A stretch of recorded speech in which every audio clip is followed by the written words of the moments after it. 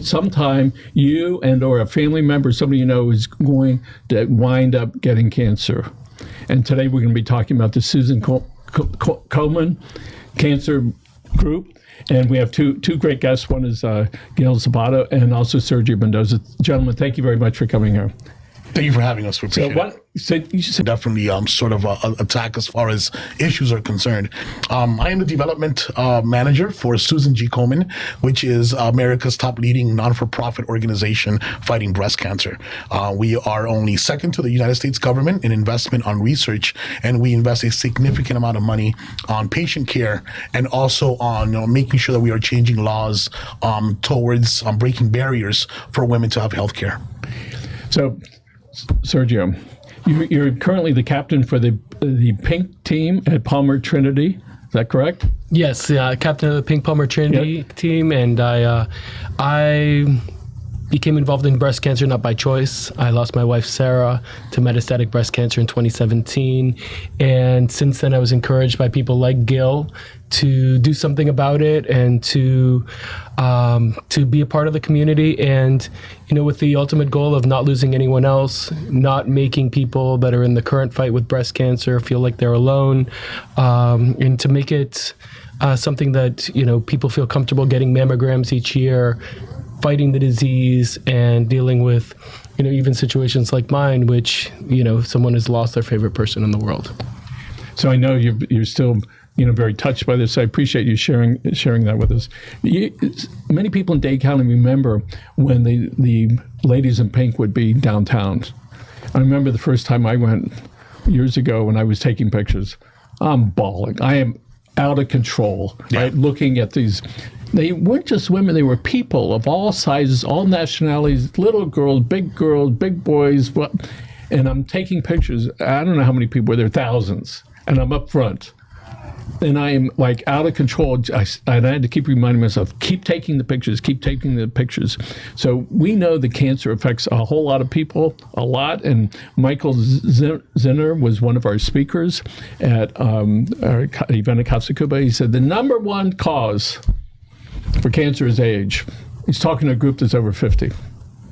Now, plenty of people get cancer when they're younger. We did have recently some docs from Miami Children's Hospital, Nicholas Hospital, talk about that. And Raymond Rodriguez Torres was our speaker the other day with Live Like Bella. But let's talk about Susan G. Komen. This is not like the organization didn't just start yesterday. It's been since 1982, if I remember correctly. That's right. Yeah, we've been doing this for about 40 years. This was a promise that my sister made to one another.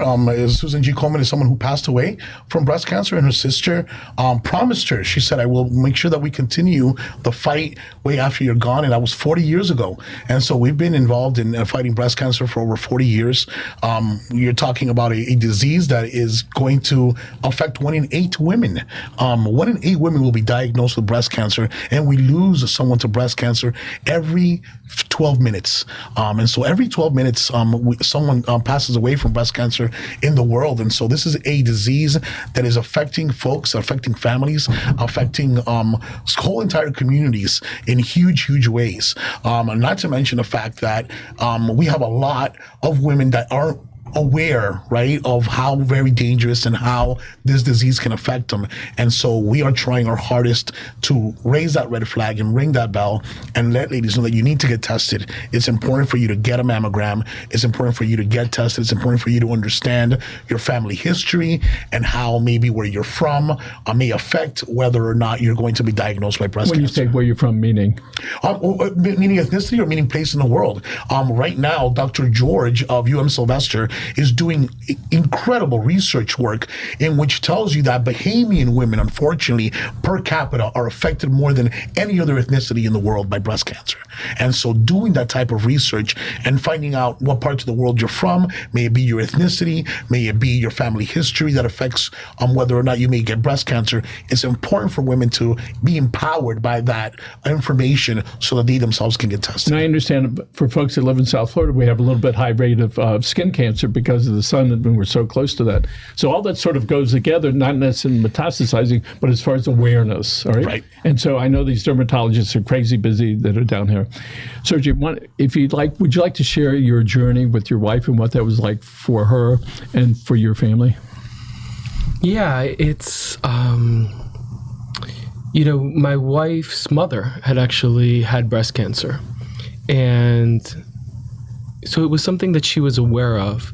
And she was smart enough that the second she felt a lump in her breast, she went to the doctor and got it checked out. She got a biopsy, a mammogram, a biopsy.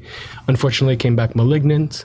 And we followed a lot of the process. In our case, we were in the category of metastatic disease, which is when the disease spreads through the body, which we're doing a lot of. Susan G. Komen has done an amazing thing, not only for young women, but also for the studying metastatic disease.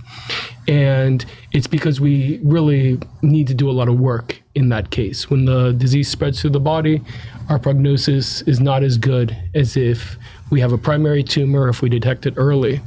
And even though Sarah found it early and did something about it right away, which is by far the best thing that you can do. The second that you do a self-diagnosis or you have any sort of feeling that maybe something is up, go to the doctor, get a mammogram, get a biopsy, and start the fight. Because prognosis with the current state of cancer and everything that we have today, if you have early diagnosis, your chances of having a successful outcome are phenomenal. So it's one of the reasons why one of the things in my life today is asking my friends when their last mammogram was. We lost Sarah. She was 40 when she'd passed away. It's another effort of Komen to focus on young women. The laws have recently changed. Gil can probably update us on, the lobbying efforts for mammograms being reimbursable for younger women. And what I found with breast cancer is that we weren't the only ones affected. I started a charity called the Pink Key Society, which was me, my group of friends, my community. And when my son started school at a school called Palmer Trinity down south, I saw that there was more opportunity there. And the Pink Key Society transformed into the Pink Palmer Trinity team. There's 800 families, 800 mothers, for the most part. And in that group of 800 mothers, somebody today is fighting breast cancer. Someone has fought breast cancer. Someone will receive a breast cancer diagnosis. This 1 in 8 number is very much a reality. So we create this because we want to make people feel comfortable with it being a part of life. Get the mammogram. Don't be afraid of the consequences. And we're going to get back. Let's talk about, you have an event coming up in a couple of weeks. Tell us about that. We do. And so what Sergio was talking about is very important, not only from, the family sort of side, right? And so what he's touched on is what I was talking about earlier, is that breast cancer doesn't only affect the person that gets breast cancer, it affects everyone around them. It affects their children, it affects the husband, it affects the whole entire community. And so one of the things that Susan G. Komen does is we focus on bringing a community around these folks, building a community around survivors, folks that have survived breast cancer, those that are fighting breast cancer today, and those families who have lost someone to breast cancer. And we put an event together, a walk together every single year, which is our More Than Pink Walk. And so the More Than Pink Walk will be taking place this year on October 4th, the first week of National Breast Cancer Awareness Month at the Miami-Dade County Youth Fair. And so we're having our event there so that our community can gather, they can get together, support each other, and walk to raise funds in order to continue fighting breast cancer. And people can go to your website. What's your website address? It's going to be on Komen.org/Miami Walk. So if you go to Komen.org/Miami Walk, you will go right to the website where you can get all the information. You might be able to get a group together or individually. You can register as just yourself, or you can register a team. You can start a team, or you can join a team, which is the great thing about that. And one of the things we've recognized in this position that we're now in is being able to help people bring it to the surface and to talk about it. Yes, very, very important. I'll tell you. Go ahead. Sorry. And when I was young, breast cancer, like stay away. All right, any type of cancer, stay away. You might get it. I don't know where that came from in my, junior high school, elementary school. There was no empathy. It was like, stay away. So tell us how that's evolved over the years. It's a very great question, because a lot of folks here in the United States have have really taken the initiative to discuss breast cancer, right? And to talk about breast cancer freely, which has made it so that more and more women are tested early and we can save more lives. Unfortunately, within some cultures, like the Hispanic culture, the African American culture, the Haitian culture, those are not conversations that are had. Those are not conversations that are had as easily. And so what we are trying to do is not only raise awareness within our community, but really touch those communities and say, listen, you need to start having those conversations. May it be in your own language, may it be within your community, but you need to start having a conversation behind having women tested early so that we can save more lives. A lot of women, unfortunately, within the Hispanic and the African American community are not only being diagnosed, but they're being diagnosed with breast cancer very much like Sarah, at the end of a phase in which we can no longer do a lot about. Whereas if we catch it early in phase 1 and phase 2, our doctors, like Dr. Michael Zinner, who is amazing over there at Miami Cancer Institute, are able to do their best in order to save these lives and get folks to be survivors rather than a statistic. And men get breast cancer also, don't they? Absolutely. So men get breast cancer. 1% of all diagnoses will be men. Unfortunately, most of these diagnoses are going to be fatal because men don't ever get tested, right? And so by the time they find breast cancer in men, 9 times out of 10, it is way too late and it becomes a fatality. And so we are also asking that men nowadays, if you have history, if you have if you feel yourself and you feel something within your chest, you need to get tested right away and you need to get a mammogram. You've been around this long enough, so sometimes when you're talking with women, do you get a feeling sometimes they're avoiding it, or that they might be sick and then they're not doing anything about it? I think that one of women's superpowers is prioritizing others above themselves, their family, their friends, their parents, their partners, their children. And a breast cancer diagnosis is a burden, or they consider it a burden on the family. And part of this awareness is saying it's okay to be in the fight against breast cancer. You know, going to get a mammogram and thinking that the worst might happen, it's okay. It's okay.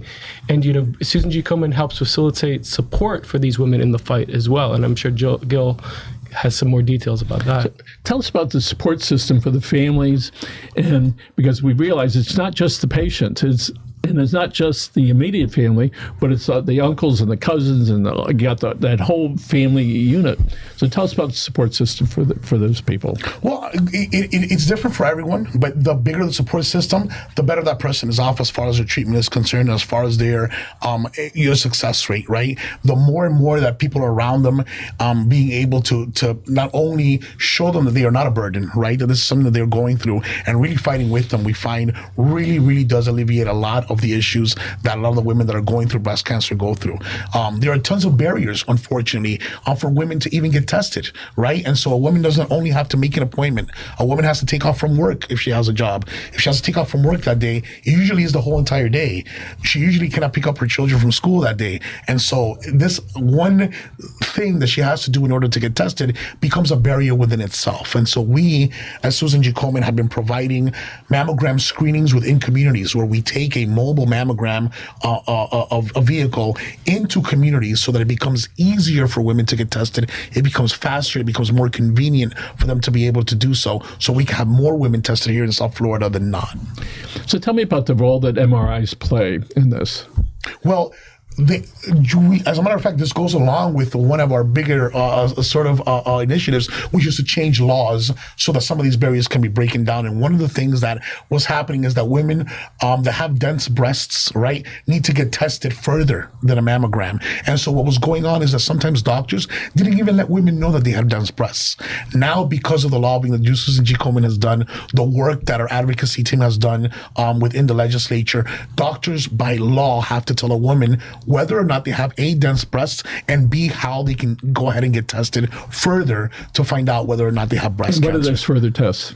It would be an MRI in a lot of cases. It would be a CT scan in some cases, depending on the situation. But that further testing is often needed to make sure whether or not that the test is abnormal or not. We're fortunate to be able to interview the son of the family that invented the MRI machine, 1973, 1974. He said their goal then and now is to prevent cancer. I go, how do you prevent it? He says, by early diagnosis. If we can catch where it's a little tiny thing like that. So the son, who's about don't know, one of our ages in here has developed to stand up and sit down because of the claustrophobia that sometimes people get with that. He said, Michael, what we hope that happens is that one day you'll be able to sit down or lay down, and it'll be a full body MRI and the click of a camera. Wow. He said, and the guys, these are brilliant people, right? And just to watch the commitment that these people have to curing cancer, to preventing it from getting worse.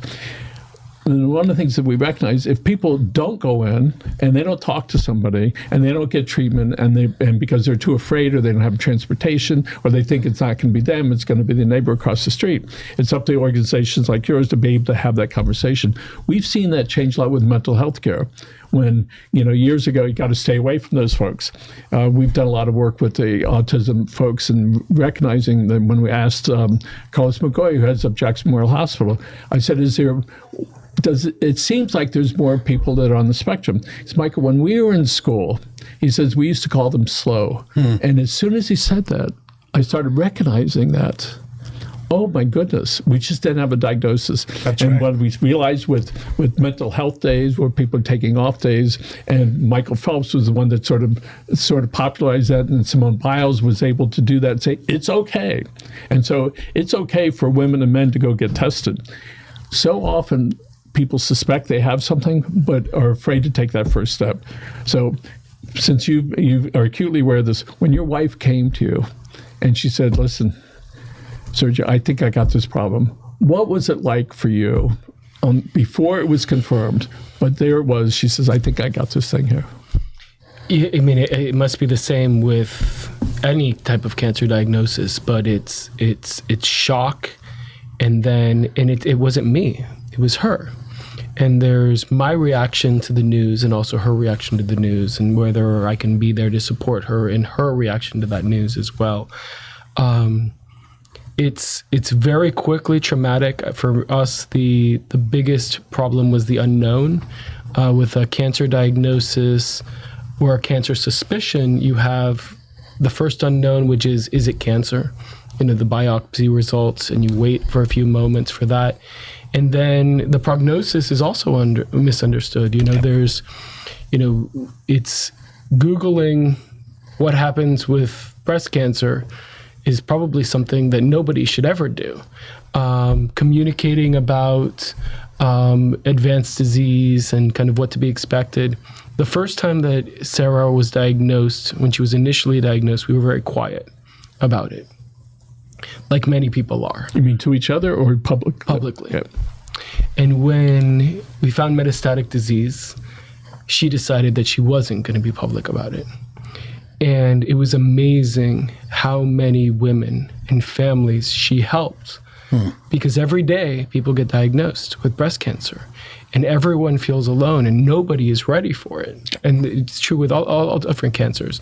And the number of women that she was able to help just by sharing her story, and the number of people that, Susan G. Komen, and just making it feel like it's not an exception, that you're not the only one. And having somebody that's been through it a little bit, something that's very scary and very unknown. So being public about it was a very big thing. And I encourage anyone that, today or in the future or in the recent past has been diagnosed, find somebody that's been through the journey before and talk to them. Gil, since you've been around this for a long time, explain the type of conversation a couple has with their children, whether they're little kids or grown up. What is that like for them to be able to initiate that? And tell us about the pain that's associated with that. That's not only a very, it's such a private time, right, for a family, and it's such a dark time, not only for parents having to explain that to children. It becomes a traumatic experience sometimes for children, even thinking about the loss of their mother, right? Our CEO has written a book about that particular situation, about explaining to your children, right, what can happen and what might happen, and preparing them for this very situation, because it is such a private moment, and it is a moment in which parents, knowing their children, right, can only do themselves. One of the things that Susan G. Komen provides for not only those those that have been diagnosed with breast cancer before their families is a helpline, 1-877-GO-COLMAN, which you can call at any moment to find out very, very specific information about your diagnoses, about your next steps, about how you can find resources in the community. What can your family or what should they be doing to prepare for this journey that you're about to go to? These are all questions that can be answered through our helpline, which we are very proud to provide not only in English, but also in Spanish. We've got a couple of minutes left. I would like Emily. Can we get the camera on Emily? Where is she? Oh, there she is. She's our producer for today. Thank you very much, Emily. Recent graduate from Florida International University. And thanks for being here. By the way, she has her own show called Everything with Emily, right? So tune in. She's got a show coming up pretty soon. Amazing, right. Yes. So, and the conversation must be tough, for the parents between each other, and then to their children, and to their adult children or little children. So, and people need to be encouraged to be able to figure out how to have that conversation. What was as we wrap up? What was that like for you? My children were 2 and 5 when Sarah passed away. She was diagnosed right around the pregnancy of my son. So we made the decision not to talk about it. She made the decision to live life as if she didn't have a breast cancer diagnosis. And I agreed with her, and I lived next to her with this understanding that we were going to live life as if she didn't have a breast cancer diagnosis. And that's a very personal thing. With the children, that's very personal. I think, we actually got a lot of help from professionals the same way that we do in the mental health community. And then when she passed away, Children's Bereavement Center, which is a local organization, changed our lives. Not only my kids' lives, but also my own. So there's support for the diagnosis, the walking people through, them being to manage it, and then in case of bad diagnosis, for support for not just them, but for the whole family unit. Exactly. And I'm glad you talked about, we got 2 minutes about ringing the bell, because you know what Miami Cancer do when people finish their treatment. I've been out there many times where they ring that bell. Yes, they do. All right, we have 1 minute left. Sergio, well, I'd like you to look at this camera right here, and I'd like you to thank some people that have helped you on your journey. I'd like to thank everybody that's made us feel, it's amazing how many people respond to a call for help. And when you ask for help, there's all these people in the world that just help you. And we were helped with meals, we were helped with prayer, we were helped in countless ways, and I continue to be helped. I mean, I raised my children, since they were 2 and 5. I couldn't have done that without the community. So there's many, many, many people. So thank you so much. And thank you for letting us speak today. And thank you for sharing that. So, Gil, let's talk about, again, so you have an event coming up. When is that? October 5th? It's October 4th, yes. And that's going to be at Miami-Dade County at the Miami-Dade County Youth Fair and Exposition. People can go to your website. They can sign up themselves. They can sign in, perhaps into a group. All right. Yes. And listen, this is a time for people to open up their hearts and be able to give not just their money, but their time and their assets. Yeah, and what we encourage people to do is go out there and be a part of that community. Whether or not you've been affected by breast cancer or not, you might be in the future. If you are, you will be happy to have contributed to an organization like Susan G. Komen, and you will have been happy to have contributed to that particular community here in South Florida. I'm old enough to remember Hurricane Andrew and how this community came out to help each other, and we're having the same situation today. So the more help and the more support we can get, the better. That's wonderful. We're going to wrap it up. Gil, thank you very much for being here, Sergio. And you guys just look this way. I'm going to look right in the camera. Folks, Disney has a rule. It's called the Disney rule, which is when you hug somebody, don't stop.